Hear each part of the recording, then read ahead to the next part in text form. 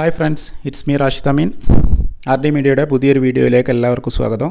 ഇന്ന് നമ്മൾ നോക്കുന്നത് ലേണേഴ്സ് ടെസ്റ്റുമായിട്ട് ബന്ധപ്പെട്ടിട്ട് തന്നെ മോക്ക് ടെസ്റ്റ് എങ്ങനെ ഓൺലൈനായിട്ട് മൊബൈലിൽ എഴുതി പഠിക്കാമെന്നുള്ള കാര്യമാണ്.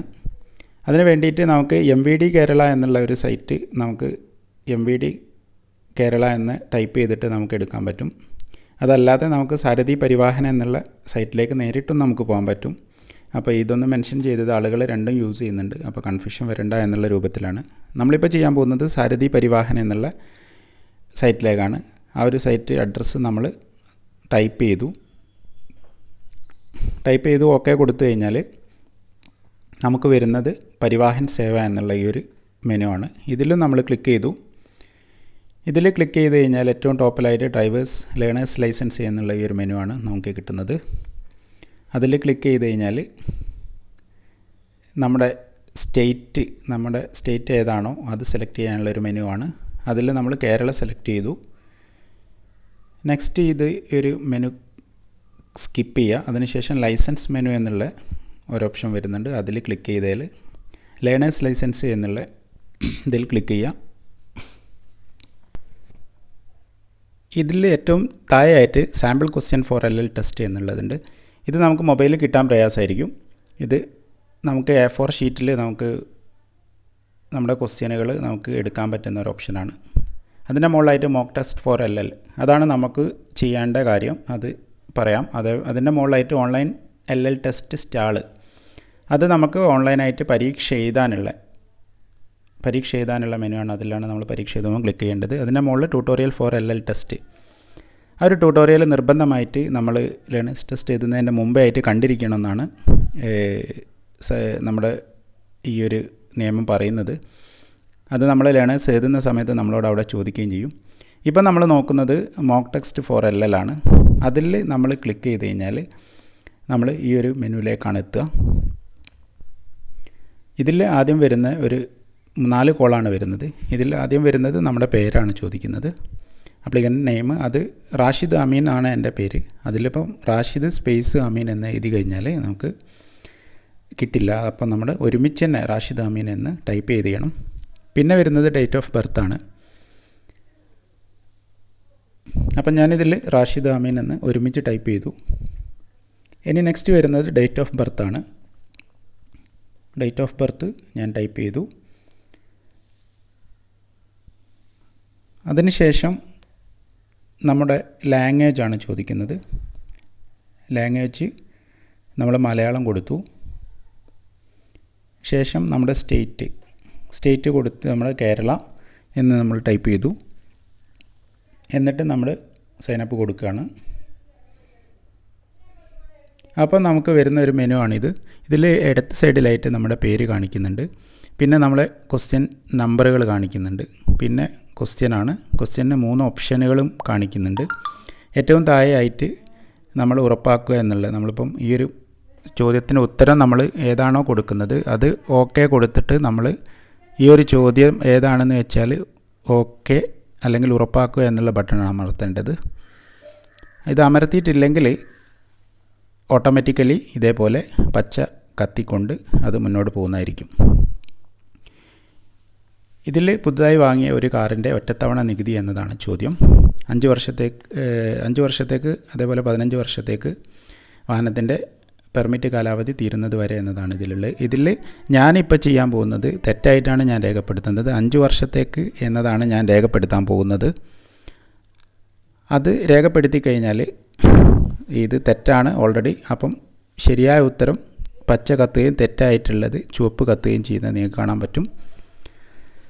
അപ്പോൾ അതാണ് ഇതിൽ ശ്രദ്ധിക്കേണ്ട ഒരു കാര്യം. നമ്മൾ ഓൺലൈനായിട്ട് എക്സാം എഴുതുന്ന സമയത്തും നമുക്ക് തെറ്റ് വന്നു കഴിഞ്ഞാൽ നമുക്ക് ചുവന്ന ലൈറ്റിലാണ് കത്തുക. ശരിയായിട്ടുള്ളതാണെങ്കിൽ പച്ച ലൈറ്റിലാണ് അവിടെയും നമുക്ക് കാണിക്കാൻ പറ്റുക. ഈ ഒരു ക്വസ്റ്റ്യനും ഞാൻ തെറ്റായിട്ടാണ് ഞാൻ മാർക്ക് ചെയ്തിരിക്കുന്നത്. ഇതിലും നിങ്ങൾക്ക് കാണാം, ഇതിൽ പച്ച ശരിയായ ഉത്തരത്തിൻ്റെ നേരെ കത്തിയതായിട്ട് നിങ്ങൾക്ക് കാണാം. നെക്സ്റ്റ് 4ാമത്തെ ചോദ്യമാണ്. അന്ധന്മാർ വെളുത്ത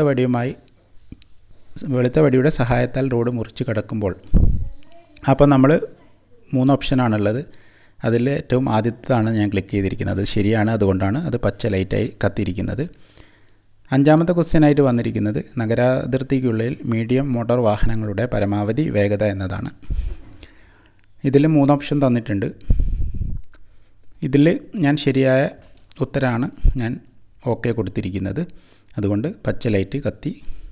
ഇതിൻ്റെ താഴെയായിട്ട് ഏറ്റവും ടോപ്പിൽ നമ്മളെ ക്വസ്റ്റ്യനുകൾ എത്ര എണ്ണം എന്നുണ്ട് കാണിക്കുന്നുണ്ട്. അതേപോലെ മാർക്ക് എത്ര എണ്ണം നമ്മൾ ശരിയായി രേഖപ്പെടുത്തി എന്നുള്ളത് താഴെ 2 മാർക്ക് 2 എന്നുള്ളത് കാണിക്കുന്നുണ്ട്. ഈ ഒരു അടയാളം എന്തിനെ സൂചിപ്പിക്കുന്നു എന്നത് 3 ഓപ്ഷനാണ്. വൈ കൊടുക്കുക എന്നുള്ളതാണ് ശരിയായ ഉത്തരം. അതിൽ ക്ലിക്ക് ചെയ്തു. നമുക്ക് പച്ച ലൈറ്റ് കത്തിയിരിക്കുകയാണ്.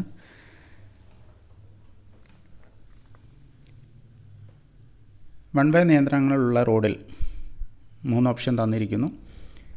അതിൽ ഏറ്റവും താഴെയായിട്ട് 3ാമത്തെ ഓപ്ഷനാണ് ഇതിൽ ശരിയായ ഉത്തരം. അതിലാണ് ഞാൻ ക്ലിക്ക് ചെയ്തിരിക്കുന്നത്. ഈ ചിഹ്നമുള്ള സ്ഥലങ്ങളിൽ ഈ ഒരു ക്വസ്റ്റ്യന് നമ്മളെ കൺഫ്യൂഷൻ ആക്കുന്നൊരു ക്വസ്റ്റ്യനാണ്. ഇതിൽ 50 കിലോമീറ്ററിൽ കൂടാതെ വേഗതയിൽ വാഹനം ഓടിക്കുക എന്നതാണ് ഇതിൻ്റെ ശരിയായ ഉത്തരം. താഴെയുള്ള 2ാമത്തെ ഓപ്ഷന് നമുക്ക് ശരിയായിട്ട് തോന്നും. അതുകൊണ്ട് തന്നെ നമ്മൾ കൃത്യമായിട്ട് ക്വസ്റ്റ്യൻ വായിച്ച് 3 ഓപ്ഷൻ വായിച്ചിട്ട് മാത്രമേ നമ്മൾ ഉത്തരം എഴുതാൻ പാടുള്ളൂ. അല്ലാതെ പക്ഷം നമ്മൾ കബളിക്കപ്പെടാൻ സാധ്യത കൂടുതലാണ്. ഒരു ട്രാക്ടറിൽ ഡ്രൈവറെ കൂടാതെ കയറ്റിക്കൊണ്ട് പോകാവുന്ന ആളുകളുടെ എണ്ണം. ആരെയും കയറ്റുവാൻ പാടില്ല എന്നതാണ് ശരിയായ ഉത്തരം. 3 ആൻസറും നമുക്ക് ചിലപ്പോൾ ശരിയാണെന്ന് വരെ തോന്നും. 30 സെക്കൻഡാണ് നമുക്ക് സമയം ഉണ്ടാവുക. ആ സമയത്തിനുള്ളിൽ തന്നെ നമ്മൾ ആൻസർ ചെയ്യേണ്ടതുണ്ട്. അപ്പോൾ കൃത്യമായിട്ട് തന്നെ നമുക്ക് പഠിച്ചു കഴിഞ്ഞാൽ ആൻസർ ചെയ്യാൻ പറ്റുന്ന സിമ്പിൾ ക്വസ്റ്റ്യനുകളാണെല്ലാം. അപ്പോൾ ഇത് ലാസ്റ്റ് ക്വസ്റ്റ്യനാണ്. ഇരുചക്ര വാഹനങ്ങളിൽ ഒന്നിൽ കൂടുതൽ ആളുകൾ യാത്ര ചെയ്യുന്നതെപ്പോൾ?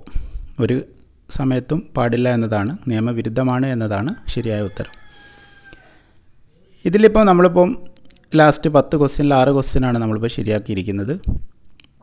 ഇതേ മാതൃകയിലാണ് നമുക്ക് ഓൺലൈനായിട്ട് നമുക്ക് ടെസ്റ്റ് എഴുതുന്ന സമയത്ത് ക്വസ്റ്റ്യനുകൾ വരിക.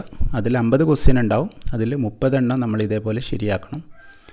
അപ്പോൾ നെക്സ്റ്റ് വീഡിയോ നമ്മൾ ചെയ്യാൻ പോകുന്നതും ഓൺലൈനായിട്ട് ടെസ്റ്റ് എഴുതുന്ന വീഡിയോസാണ്. അതിൻ്റെ പൂർണ്ണ രൂപത്തിൽ എങ്ങനെ വരും എന്നുള്ളതാണ്.